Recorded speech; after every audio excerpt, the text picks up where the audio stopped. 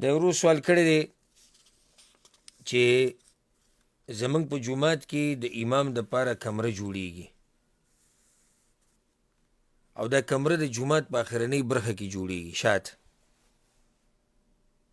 نو کم ټیکهدار چې ټیکه اخیستې ده د دې کمرې د جوړولو، ډېر خوندور سوال دی، کم ټیکهدار چې ټیکه اخیستې ده د کمرې د جوړولو، نو هغه د دې جومات چې کم خادمان دي، څوک یې خدمت کوي او خیال یې ساتي، د هغوی سره ولاړو جومات کې دننه چې دا به دله مونږه په دومره جوړه کړو، دې کې به دله سیخان په دومره ولګوو، بلاکونه به په دومره ولګوو. نو یو ورور راپاڅېد او ورته ووایي چې دا ستاسو دا کار ناروا دی، ځکه چې تاسو جومات کې دننه بیع او شرا کوئ. نو بل ورته ووایي چې نه دې کې څه نشتي، ځکه چې دا مسله هم د دې جومات ته، مسله د څه ده؟ جومات ته، د بهر خو نه ده. نو تاسو دې باره کې څه وایئ؟ تاسو څه وایئ؟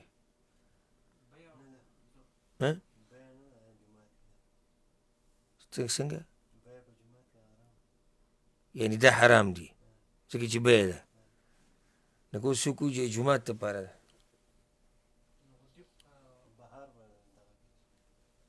بیا هم بیع ده. الجواب، اول خو دا خبره یاد ساتل پکار ټولو ته، واضحه ده چې جومات کې بیع او شرا څه شی خرڅول اخیستل دا حرام دي.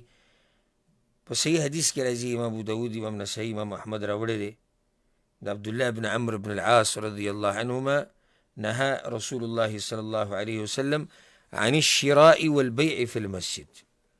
پیغمبر صلی الله علیه وسلم په جومات کې دننه د یو شي د خرڅولو او اخیستلو نه منع کړې ده.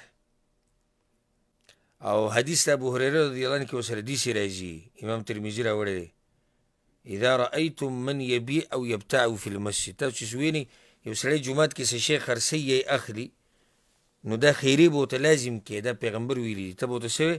لا اربح الله تجارتک، الله دې ستا په دې تجارت کې ګټه وانهچوي، دا به ورته وایې.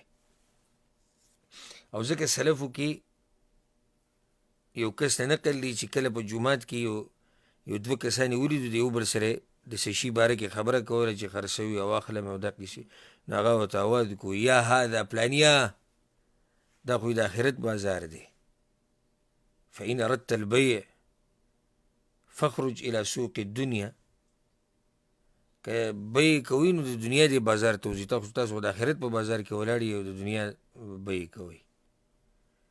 نو دا ډېره یعنې ایمانی خبره زړه ته کوزېږي چې جومات چې دی دا بازار د کوم ځای دی؟